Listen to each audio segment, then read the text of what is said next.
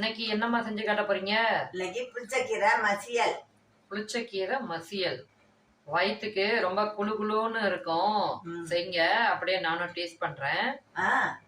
அடுப்பை ஆன் பண்றேன். தண்ணி வச்சிருக்கேன். தண்ணி கொதிக்க ஊற்றி கீரை அள்ளி போட்டு வேக ஊற்றி தான் அப்புறம் மசியல் பண்ணணும்.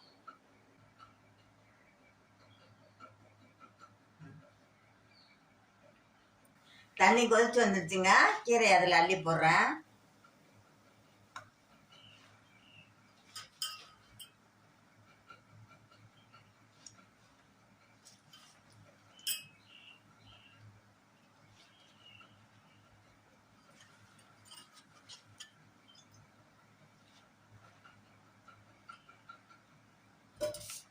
கீரையை போட்டாச்சு. இது கொஞ்சம் நேரம் வேகணும்.